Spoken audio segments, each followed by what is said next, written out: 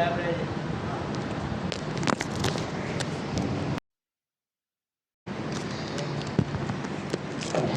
لله رب العالمين الرحمن الرحيم والعاقبة للمتقين والصلاة والسلام على سيد الأنبياء والمرسلين وعلى آله الطيبين الطاهرين وأزواج أمهات المؤمنين. أما بعد فأعوذ بالله من الشيطان الرجيم. بسم الله الرحمن الرحيم. ولا تقولوا لمن يقتل في سبيل الله أموات بل أحياء ولكن لا تشعرون. ولا تحسبن الذين قتلوا في سبيل الله أمواتا بل أحياء عند ربهم يرزقون.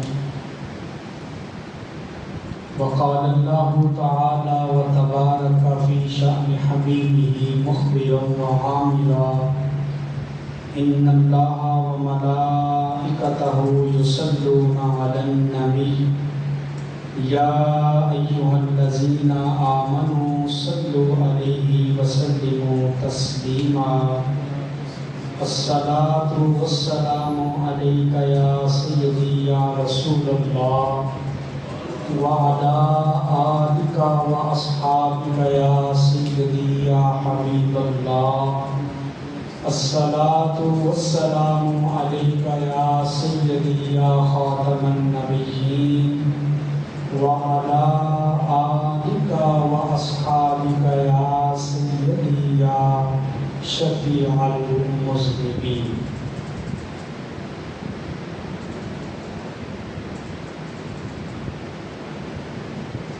قرآن حکیم قرآن رشید میں اللہ رب العزت نے ارشاد فرمایا وَلَا تَقُولُوا لِمَن يُقْتَلُ فِي سَبِيلِ اللَّهِ أَمْوَاتٌ. اللہ کے راستے میں جو قتل کر دیے جائیں جو شہید کر دیے جائیں انہیں مردہ نہ کہو بل احیاء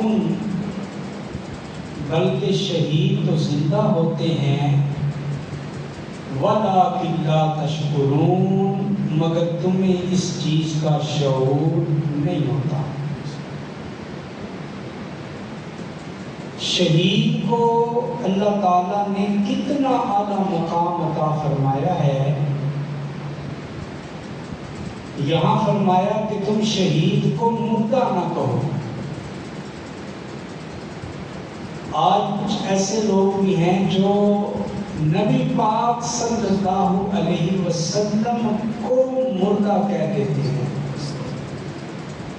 کہ نبی پاک تو بس دنیا سے چلے گئے، اب تو وہ تعلق ختم ہو گیا، وہ نسبت ختم ہو گئی، وہ رشتہ ختم ہو گیا. اور قرآن کی آیت کہہ رہی ہے کہ تم شہید کو مردہ نہیں کہہ سکتے. تو جب رب نے شہید کو یہ مقام عطا کیا ہے تو جس کی وجہ سے شہید کو یہ رتبہ ملا، اندازہ لگائیں رب نے اس پیغمبر کو کتنی اعلیٰ زندگی عطا فرمائی. یا فرمایا شہید کو مردہ نہ کہو. اور چوتھے سپارے میں فرمایا لا تحسبن الذین قتلوا فی سبیل اللہ اموات، کہ اللہ کے راستے میں لڑائی کرتے کرتے جو شہید ہو جائیں انہیں مردہ گمان بھی نہ کرو. آپ ذرا سمجھیں، پہلی آیت میں کہا مردہ نہ کہو، کیا نہ کہو؟ مردہ نہ کہو، اور دوسری آیت میں فرمایا مردہ کہنا تو بہت بڑی جسارت ہے، تم شہیدوں کو مردہ گمان بھی نہیں کر سکتے، یعنی تم سوچ بھی نہیں سکتے کہ شہید مردہ ہے۔ تو اے باری تعالیٰ پھر شہید کو کیا کہیں؟ آگے فرمایا بل احیاء عند ربہم یرزقون، شہید کو مردہ گمان بھی نہ کرو، اس لیے کہ شہید کو ہم نے قبر میں بھی بڑی اعلیٰ زندگی عطا فرمائی، اور صرف قبر اپنی، شہید اپنی قبر میں زندہ نہیں ہوتا، فرمایا ہم تو شہیدوں میں انہیں، شہیدوں کو قبروں میں ہم اعلیٰ درجے کا رزق بھی عطا فرماتے ہیں۔ یہ شان ہے اللہ کی راہ میں شہید ہونے والوں کی۔ یہ دو آیتیں میں نے آپ کے سامنے پڑھی، اب حدیث سنیں۔ حضور نے فرمایا کہ شہید جب شہید ہوتا ہے اللہ کی راہ میں لڑتے ہوئے، شہید ہوتا ہے تو اسے درد کتنا ہوتا ہے، اسے تکلیف کتنی ہوتی ہے کہ جب کوئی تیر آ کے لگے، نیزہ آ کے لگے، یا کوئی گولی آ کے لگے، یا بارود یا بم آ کے پھٹے تو کتنی تکلیف ہوتی ہے۔ فرمایا تمہیں چھوٹی سی کیڑی جب دانت کاٹ دے تو جتنی تکلیف تمہیں کیڑی کے کاٹنے کی ہوتی ہے اس سے بھی کم تکلیف اللہ شہادت کے وقت شہید کو عطا فرماتا۔ اور اس سے بڑی فضیلت سنیں شہید کی، حضور نے فرمایا کہ جب کوئی مجاہد راہ خدا میں لڑتا ہوا، قتال کرتا ہوا، جنگ کرتا ہوا، اپنا اسلحہ چلاتا ہوا شہید ہو جائے، اس کے خون کا پہلا قطرہ ابھی زمین پہ نہیں گرتا، شہید کو رب جنت میں پہلے ہی داخلہ عطا فرما دیتا۔ تو جب عام شہید کی یہ عظمت ہے، عام شہید، عام امتیوں میں سے کوئی شہید ہو جائے، اللہ اسے یہ رتبہ عطا فرماتا ہے، تو غور کرو میدان کربلا میں جو شہید ہوئے ہیں اللہ نے ان کو، اور بالخصوص آقا حسین کو اللہ نے قبر میں کتنا اعلیٰ رتبہ عطا فرمایا۔ عام شہیدوں کی یہ شان ہے۔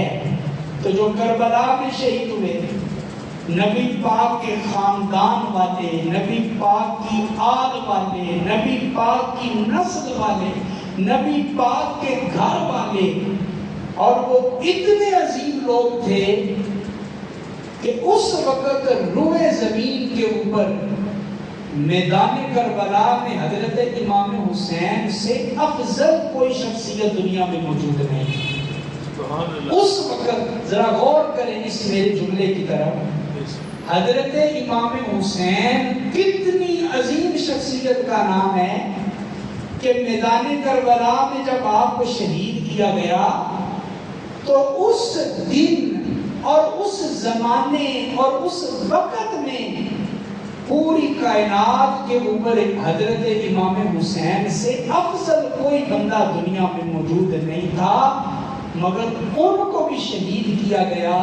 تو تصور کریں جب عام شہید کے بارے میں رب کہتا ہے انہیں مردہ کہنے کی اجازت نہیں، میں انہیں رزق دیتا ہوں، میں نے انہیں زندگی عطا کی ہے، تو جب عام شہیدوں کی یہ شان ہے تو ذرا خود ہی بتا دیں رب نے حضرت امام حسین کو کتنی اعلیٰ زندگی عطا فرمائی۔ حضرات محترم، ہر سال محرم کا مہینہ آتا ہے، 10 محرم آتی ہے، محفلیں ہوتی ہیں، جلسے ہوتے ہیں، نیاز پکتی ہے، سبیلیں لگتی ہیں، لنگر پکتے ہیں، تقسیم ہوتے ہیں، ہم شہدائے کرب و بلا کا ذکر سنتے ہیں، ان کی شان سنتے ہیں، ان کے فضائل اور ان کے مناقب سنتے ہیں، مگر ہمیں یہ بھی غور کرنا چاہیے کہ میدان کربلا میں حضرت امام علی مقام ہمیں سبق کیا دے کے گئے، پیغام حسین کیا ہے اور پیغام کربلا کیا ہے۔ آج ہم یہ کہتے ہیں کہ کربلا میں شہادت بیان کریں، حضرت علی اکبر کیسے شہید ہوئے، حضرت علی اصغر کیسے شہید ہوئے، حضرت اون محمد کیسے شہید ہوئے، حضرت امام حسین کیسے شہید ہوئے، ہمیں وہ واقعات سنائیں۔ شہادت سننا تو لوگ پسند کرتے ہیں، مگر کسی نے یہ نہیں کہا کہ میدان کربلا میں حضرت امام حسین امت کو سبق کیا دے کے گئے ہیں، میسج کیا دے کے گئے ہیں، پیغام کیا دے کے گئے ہیں۔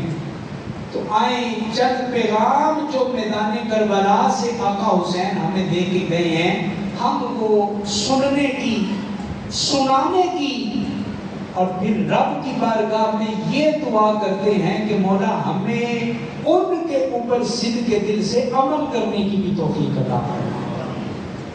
میدان کربلا میں حضرت آقا حسین نے امت کو بہت بڑا سبق دیا ہے۔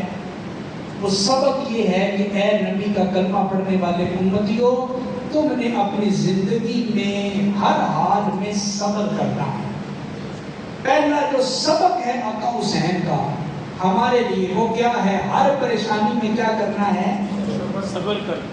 سارے بولے ہر پریشانی میں صبر کرنا ہے، کیونکہ یہ جو زندگی رب نے دی ہے نا، یہ سدا سکھ والی نہیں ہوتی۔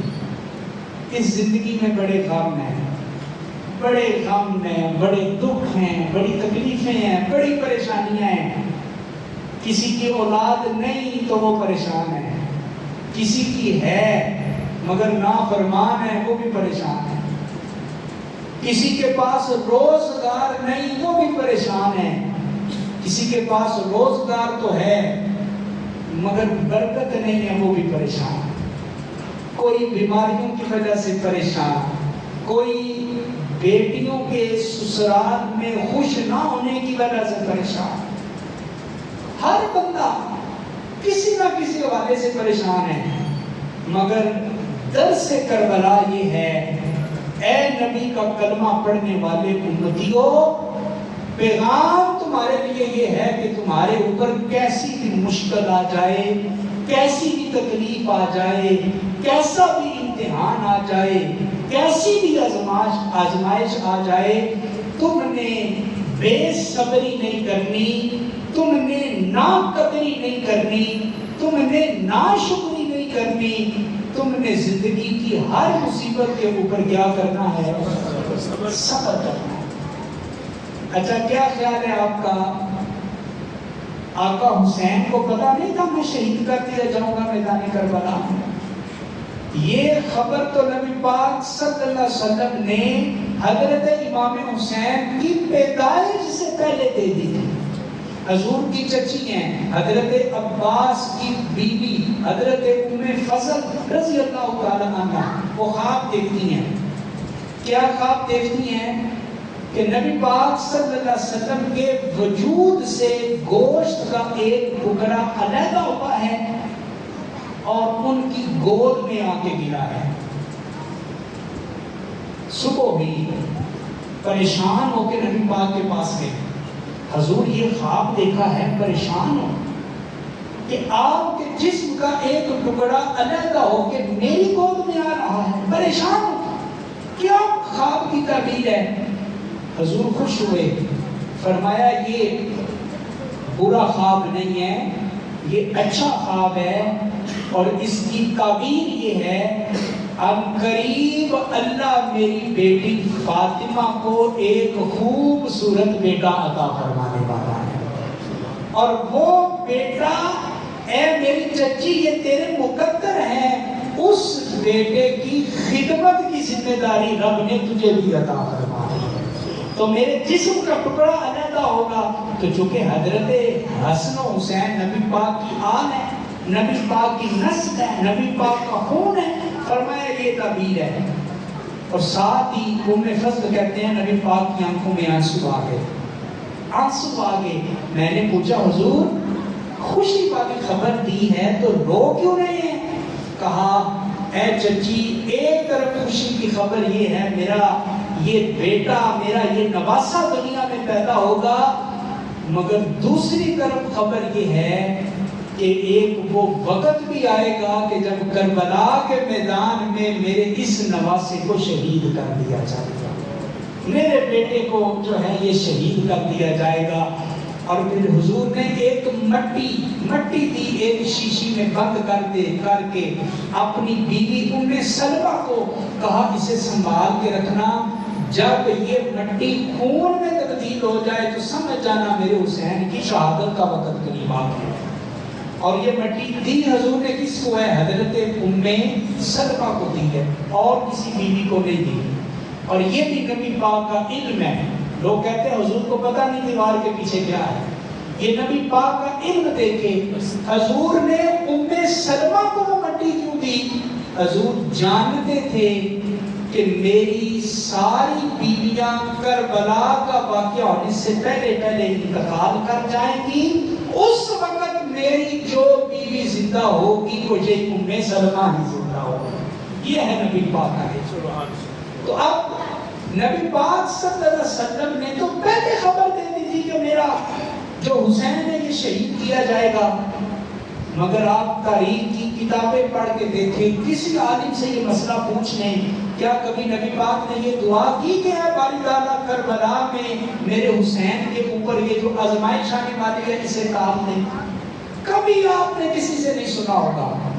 خدا نہ خواستہ آپ کی دشمنی ہو نا کسی کے ساتھ، آپ اپنے بچوں کو کہتے ہیں خبردار فلانے محلے سے نہیں گزرنا، خبردار تم نے فلانی گلی سے نہیں گزرنا، وہاں ہمارے دشمن رہتے ہیں۔ ہماری یہ حالت ہے، اور ادھر حالت کیا ہے؟ نبی پاک صلی اللہ علیہ وسلم نے کبھی دعا نہیں کی، اور کبھی حضرت علی شیر خدا نے بھی دعا نہیں کی، والد نے حضرت امام حسین کے کہ اے باری تعالیٰ میرے حسین کے اوپر کربلا میں سختیاں نہ آئیں۔ کبھی ان کی والدہ حضرت سیدہ کائنات نے بھی دعا نہیں کی کہ اے باری تعالیٰ وہ کٹھن مرحلہ نہ آئے، کبھی دعا نہیں کی۔ ہاں نبی پاک صلی اللہ علیہ وسلم ایک دعا ضرور کیا کرتے تھے، حضور ہاتھ اٹھاتے اور دعا کرتے، کہتے اے باری تعالیٰ اللہم آتِ الحسین صبرا و اجرا، اے باری تعالیٰ میں تجھے یہ نہیں کہوں گا کہ میرا حسین شہید نہ ہو یا کربلا میں اس کے اوپر مشکل وقت نہ آئے، مولا میں یہ دعا نہیں کروں گا، میں یہ دعا کرتا ہوں جب وہ امتحان کا وقت آ جائے، وہ آزمائش کا وقت آ جائے، مولا میں دعا کرتا ہوں کربلا کی تپتی ہوئی ریت کے اوپر جب میرا حسین شہید ہونے لگے، مولا میرے حسین کو اپنی جناب سے صبر بھی عطا کر دینا، میرے حسین کو اعلیٰ اجر بھی عطا فرما دینا۔ حضور نے صبر کی دعا کی ہے، اجر و ثواب کی دعا کی ہے۔ اس سے پتہ چلا کربلا کا سبق آپ کو سنا رہا ہوں، جو میسج حضرت آقا حسین دے کے گئے ہیں، بڑی مشکلات آئیں گی۔ یہ جو زندگی ہے یہ پھولوں کی سیج نہیں ہے، یہاں کانٹے بھی ہیں۔ صبح دکھ ہے، شام کو سکھ ہے، شام کو دکھ ہے، صبح سکھ ہے۔ ہر وقت دکھ بھی، تکلیف بھی، خوشی بھی، پریشانی بھی، نعمتوں کا آنا بھی، نعمتوں کا چلے جانا بھی، صحت کا ملنا، صحت کا چلے جانا۔ زندگی ایک امتحان ہے، اور کربلا کا سبق یہ ہے کہ جب بھی تمہارے اوپر مشکل وقت آئے، مشکل وقت آئے، اوکھا ویلا آئے، پریشانی کا وقت آئے، تو تم نے کربلا کا وہ دیا ہوا سبق یاد کر لینا ہے، اور ہر مشکل وقت میں تم نے رب سے صبر کی دعا مانگی۔ کیا دعا مانگنی ہے؟ صبر کی۔ اے باری تعالیٰ میں تو کمزور ہوں، اب یہ آزمائش آ گئی ہے، باری تعالیٰ اب کرم کرنا اور مجھے اس آزمائش میں صبر کا اعلیٰ پھل عطا فرما۔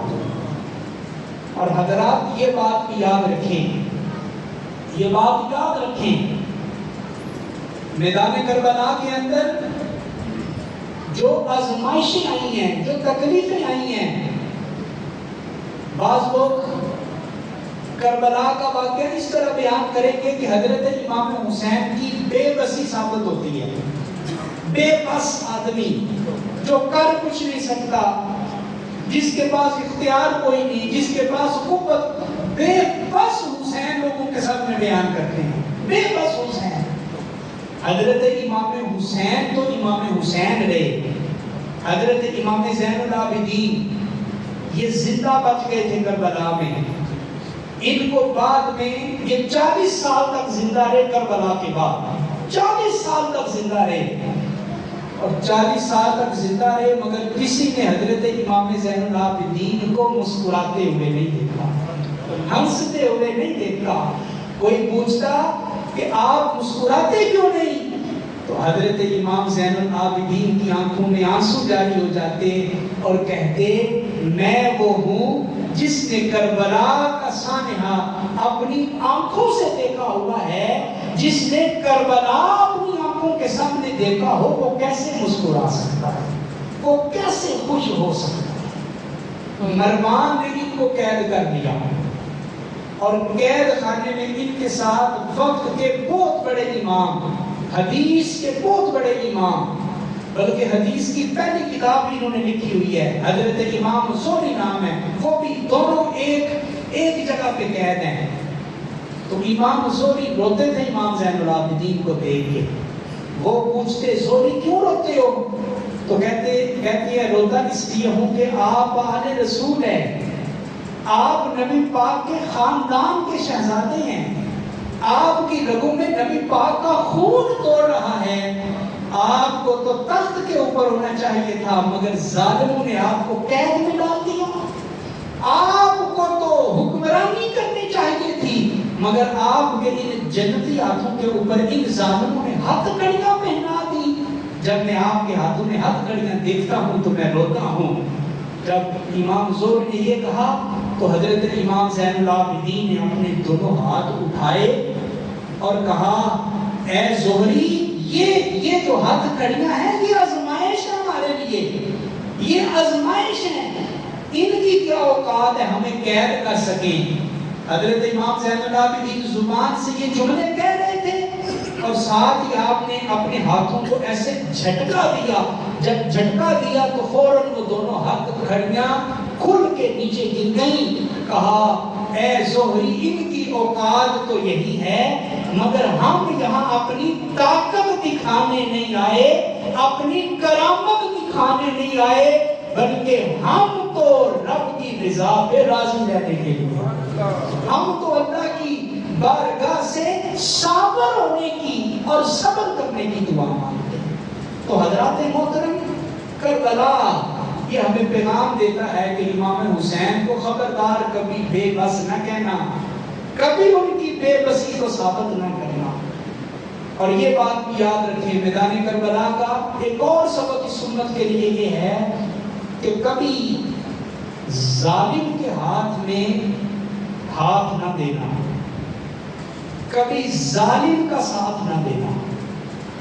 کیا میں نے کہا؟ کبھی زندگی میں ظالم کا سارے بولے ذرا، ظالم کا جو ظالم آدمی ہے وہ آپ کی گلی میں بھی ہو سکتا ہے، آپ کے خاندان میں بھی ہو سکتا ہے، آپ کی برادری میں ہو سکتا ہے، آپ کے محلے میں ہو سکتا ہے، آپ کا کاروباری پارٹنر ہو سکتا ہے۔ آپ کو پتہ چل جائے کہ یہ ظلم کرنے والا ہے، یہ لوگوں کا حق مارنے والا ہے، یہ ڈاکے مارنے والا ہے، یہ دو نبیاں کرنے والا ہے، تو میدان کربلا میں آقا حسین نے سبق کیا دیا؟ ایسے ظالم کا کبھی تم نے ساتھ نہیں دینا، ایسے ظالم کا کبھی تم نے ساتھ نہیں دینا۔ ایک ہوتی ہے امامت صغریٰ اور ایک ہوتی ہے امامت کبریٰ۔ امامت صغریٰ کہتے ہیں چھوٹی امامت، یہ جو مصلی کی امامت ہے، 5 وقت آپ کو نماز پڑھائی جاتی ہے، یہ امامت صغریٰ ہے۔ اور امامت کبریٰ کہتے ہیں اپنا وزیر اعظم منتخب کرنا، اپنا سربراہ منتخب کرنا، اپنا خلیفہ اور اپنا امیر منتخب کرنا۔ آج اس قوم کی حالت یہ ہے کہ چھوٹی امامت کے لیے ایسا امام تلاش کرتے ہیں جو شرع کا پابند ہو، داڑھی رکھی ہو، علم ہو، مسائل آتے ہوں، اسے مصلی پہ کھڑا کریں گے۔ کیا خیال ہے کبھی آپ نے کسی مسجد میں ایسے امام کو دیکھا جس کی کلین شیو ہے؟ کیوں نہیں بولے ذرا، دیکھا کبھی آپ نے؟ نہیں دیکھا ہوگا۔ کبھی آپ نے ایسے شخص کو امام منتخب نہیں کیا جو سینما میں جا کے فلمیں دیکھتا ہے، جو ناچ گانا دیکھتا ہے، جو بے حیائی کے کام کرتا ہے، جو فحاشی کے کام کرتا ہے؟ نہیں کبھی آپ نے دیکھا ہوگا۔ تو امامت صغرا کے لیے ایسا امام منتخب کرتے ہیں جو ہمیں فرشتہ نظر آئے، کوئی عیب نہ ہو، کوئی نقص نہ ہو۔ تو جب اپنا حکمران چننے کی باری آتی ہے، امامت کبریٰ ووٹ دینے کی باری آتی ہے، تو زانیوں کو بھی ووٹ دیتے ہیں، شرابیوں کو بھی ووٹ دیتے ہیں، اور ان جعلی حکمرانوں کو ووٹ دیتے ہیں جن کا اس ملک کے ساتھ نہ کوئی تعلق ہے، نہ کوئی رشتہ ہے، نہ کوئی واسطہ ہے۔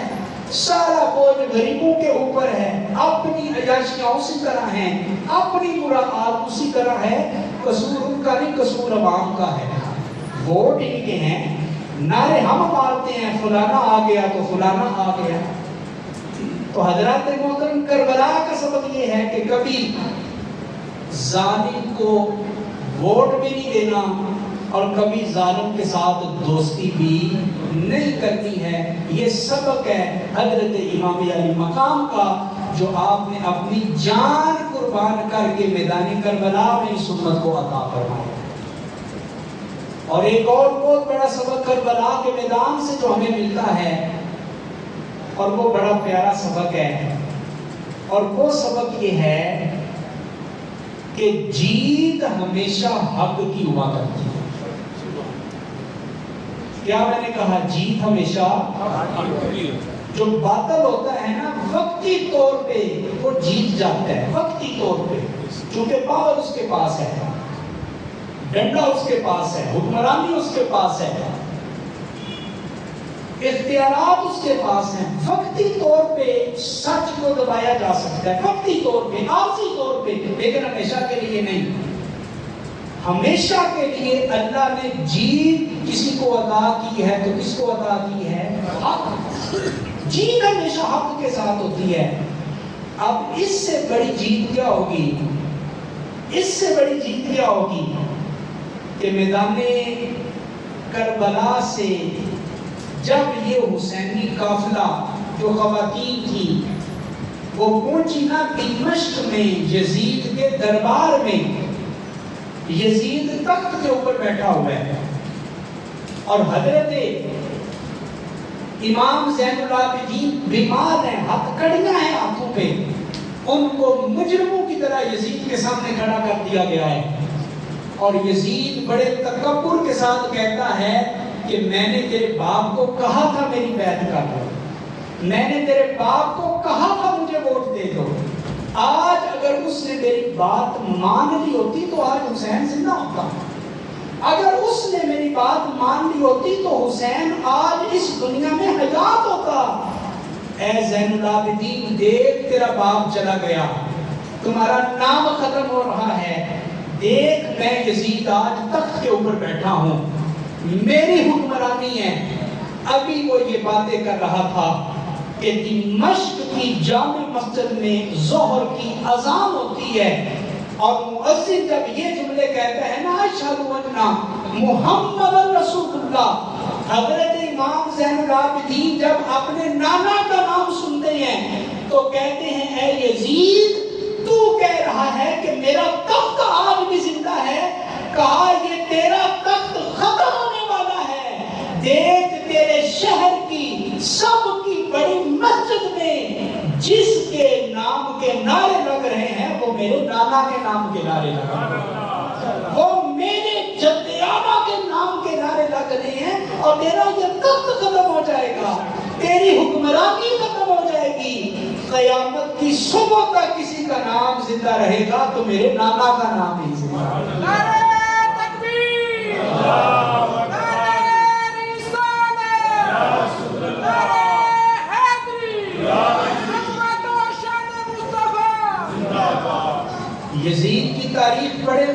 15 بیٹے تھے، 5 بیٹیاں تھیں۔ بیٹے کتنے تھے؟ 15۔ ہمارے ہاں ایک ہو جائے تو لوگوں کے پیر زمین پہ نہیں ٹکتے۔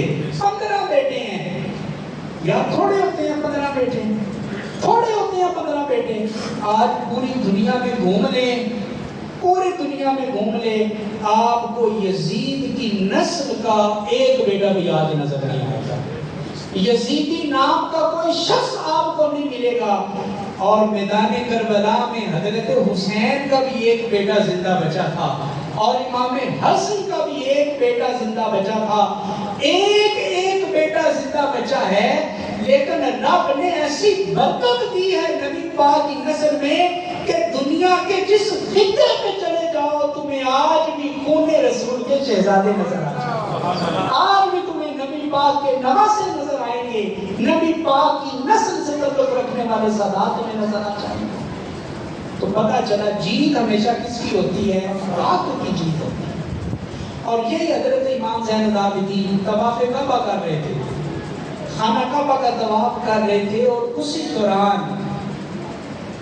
دوران گورنر حشام وہ بھی طواف کر رہا تھا۔ طواف کرتے کرتے حشام نے چاہا کہ میں حجر اسود کا بوسہ دوں، آگے بڑھا، لیکن رش بہت تھا، ہجوم بہت تھا، کسی نے رستہ نہیں دیا، نہ رستہ ملا، تھوڑا پیچھے ہٹ کے کھڑا ہو گیا، ابھی رش کم ہوتا ہے تو میں بوسہ دیتا ہوں۔ ابھی وہ یہ سوچ رہا تھا کہ اتنے میں حضرت امام زین العابدین وہ بھی طواف کرتے کرتے حجر اسود کا بوسہ لینے کے لیے آئے۔ اب جو ہی لوگوں نے دیکھا نا امام زین العابدین آ رہے ہیں، نبی پاک کی خاندان کے شہزادے آ رہے ہیں، اور نبی پاک کی نسل کے شہزادے آ رہے ہیں، لوگوں نے امام زین العابدین کو آتے ہوئے دیکھا، لوگوں نے ایک ایک کر کے رستہ چھوڑا، اور وہاں سے لے کے حجر اسود تک زین العابدین کے لیے لوگوں نے سارا رستہ حساب کر دیا، سارا رستہ خالی کر دیا۔ اب وہ حشام غصے میں لال پیلا ہو گیا، جانتا تھا کہ زین العابدین ہے، تو کہتا ہے من ہاذا، یہ کون ہے؟ یہ کون ہے؟ میں حکمران ہوں، خلیفہ ہوں، بہت بڑا افسر ہوں، مجھے کسی نے رستہ نہیں دیا، یہ کون ہے کہ سب نے اس کے لیے رستہ چھوڑ دیا؟ تو اس کے ساتھ اس کا درباری شاعر تھا، فرزدق اس کا نام تھا، وہ کہنے لگا اے حشام کیوں ایسی باتیں کرتے ہو؟ کیا تمہیں نہیں پتا یہ کون ہے؟ تم جاہل بن گئے ہو۔ ارے یہ تو وہ شہزادہ ہے جس کو مکہ کے سنگریزے بھی جانتے ہیں، اور یہ وہ شہزادہ ہے عرش والے بھی اس کو جانتے ہیں اور فرش والے بھی اس کو جانتے ہیں۔ تو نہیں جانتا یہ کون ہے؟ یہ حضرت امام حسین کا سگا بیٹا لگتا ہے، حضرت علی شیر خدا کا یہ پوتا لگتا ہے، اور نبی پاک صلی اللہ علیہ وآلہ وسلم کی نسل کا یہ ایک شہزادہ ہے۔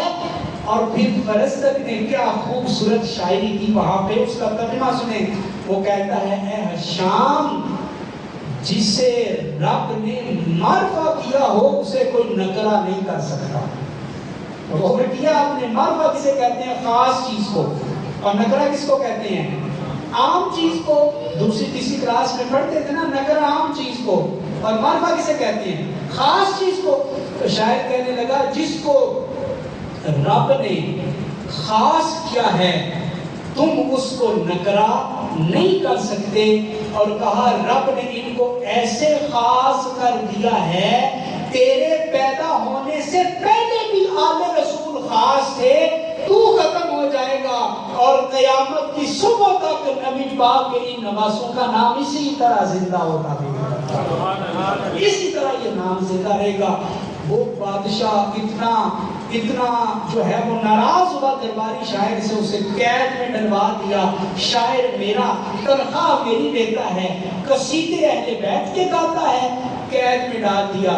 امام زین العابدین کو پتہ چلا، انہوں نے نذرانہ بھیجا، کھانا بھیجا جیل میں، اسے پتہ چلا، اس نے کھانا جو ہے وہ اپنے سر کے اوپر عقیدت سے لگایا، اور لانے والے کو کہا امام زین العابدین سے جا کے کہہ دینا میں نے جو آپ کی تعریف کی ہے یہ دنیا داری کے لیے تعریف نہیں کی ہے، میں نے آپ کی اس لیے تعریف کی ہے کہ قیامت کے دن اللہ آپ کے نانا کی مجھ گناہگار کو شفاعت عطا فرمائے. میں نے تو اس لیے سفارش کی. تو حضرات محترم کربلا ہمیں پیغام دیتے ہیں, ہمیں درس دیتا ہے کربلا. حضرت عمر بن عبدالعزیز یہ بنو امیہ کے خاندان سے تھے. یزید بھی بنو امیہ کا خاندان تھا. یہ جب خلیفۃ المسلمین بنے تو کسی نے ان کے دربار میں یزید کی تعریف کر دی کہ یزید ایسا تھا ویسا تھا, تعریف کر دی. امام حضرت عمر بن عبدالعزیز نے یہ سنا تو کہا یزید کی تعریف کرنے والے کو 40 کوڑے لگائے جائیں, 40 کوڑے لگائے جائیں. اب وہ جو تھا نا, کچھ لوگ ہوتے ہیں مکھن لگانے والے, خوشامدیاں کرنے والے, جھوٹی تعریفیں کرنے والے. اب وہ تو کہہ رہے تھا میں جھوٹی تعریف کروں گا تو مجھے کچھ نظر و نیاز ملے گا. تو آپ نے کہا 40 کوڑے لگاؤ. تو وہ کہتا ہے جناب میں نے تو آپ کے خاندان کے ایک فرد کی تعریف کی ہے, تو مجھے سزا کیوں دے رہے ہیں؟ تو عمر بن عبدالعزیز نے کہا میں اپنے خاندان کو دیکھوں یا نبی پاک کے خاندان کو دیکھوں؟ میں اپنے خاندان کو دیکھوں یا نبی پاک کے خاندان کو دیکھوں؟ کہا میرے خاندان کی کوئی اوقات نہیں ہے, رب نے ساری عزتیں عطا کی ہیں تو اپنے نبی کے خاندان کو عطا فرما, نبی پاک کے خاندان کو عطا فرما دی. اور آخری بات سن لے, بعض لوگ ایسے ہیں جو یزید کے طرفدار بنتے ہیں. یزید حق پہ تھا, امام حسین معاذ اللہ غلطی پہ تھے, یزید کے طرفدار. یزید کی نسلی اولاد تو ختم ہو گئی مگر روحانی اولاد اس کی آج بھی زندہ ہے. یزید کے قصیدے, یزید کی تعریفیں, یزید کی طرفداریاں. آئے آج دعا کر لیں, اے باری تعالیٰ جو یزید کے قصیدے گانے والے ہیں قیامت کے دن ان کا حشر یزید کے ساتھ ہی کر کرنا. بولے نا آمین. اور ہم کس کے قصیدے گانے والے ہیں؟ امام حسین. ہم کس کے قصیدے گانے والے ہیں؟ ہم تو اہل بیت کے غلام ہیں, ہم تو اہل بیت کے نوکر ہیں, ہم تو امام عالی مقام کے پاؤں کی خاک کو آنکھوں کا سرما لگانے والے ہیں, ہم تو امام عالی مقام کی خدمت گزاری کا دام بننے والے ہیں. لوگوں آؤ دعا کرو, اے باری تعالیٰ جس طرح دنیا میں ذکر حسین کر رہے ہیں مولا قیامت کے دن ہمارا حشر آقا حسین کے نوکروں میں فرما, ہمارا حشر آقا حسین کے غلاموں میں فرما. جی یزید ایسا تھا, یزید ویسا تھا. یہ تخت کی جنگ تھی, یہ حکومت کی جنگ تھی, یہ بادشاہی کی جنگ تھی. اچھا مجھے یہ بتائیں, دنیا میں جس کو بڑا رتبہ ملا ہو وہ چھوٹا رتبہ تلاش کرے گا؟ کیوں جی, کیا خیال ہے؟ مثال لینے بھائی جو ڈی پی او ہو, ڈی ایس پی ہو, وہ ایس ایچ او بننا پسند کرے گا؟ بولے تو صحیح. اور جو ایس ایچ او ہو وہ کبھی کانسٹیبل بننا پسند کرے گا؟ جو وزیر اعظم رہ چکا ہو وہ کبھی کونسلر کا الیکشن آ کے لڑے گا؟ نہیں لڑے گا. اب ہمارا سوال ہے ان لوگوں سے جو کہتے تھے امام حسین تخت کے لیے گئے تھے, حکمرانی حاصل کرنے کے لیے گئے تھے. ارے دنیا کی بادشاہی جو چھوٹی سی بادشاہی ہے, چند مہینوں کی یا چند سالوں کی بادشاہی ہے, اور میں تمہیں بتاؤں کہ رب نے حسن و حسین کو کتنی بادشاہی عطا فرمائی تھی. تم کہتے ہو تخت لینے کے لیے گئے ہیں, ارے دنیا کے تخت کی کیا اوقات ہے؟ حسن و حسین تو وہ شہزادے ہیں رب نے جن کو جنت کی سرداری عطا فرما دی. اور یار یہ تو وہ شہزادے ہیں رب نے جن کو جنتی جوانوں کا سردار بنا دیا ہے. جو جنت کا سردار ہو وہ دنیا کا تخت لینے کے لیے جائے گا, وہ دنیا کا عہدہ حاصل کرنے کے لیے جائے گا. تو یہ دنیا کے لیے نہیں, آقا حسین تو دین بچانے کے لیے گئے تھے, دین کی اقدار بچانے کے لیے گئے تھے. دعا کیا کرے اللہ تو نے ہمیں حسینی ذہن, حسینی عشق عطا فرمایا ہے, تو مولا آقا حسین کے کردار پہ عمل کرنے والا بھی بنا دے, ہمیں اسوہ حسینی پہ چلنے والا بنا دے. آمین ثم آمین وما علیہ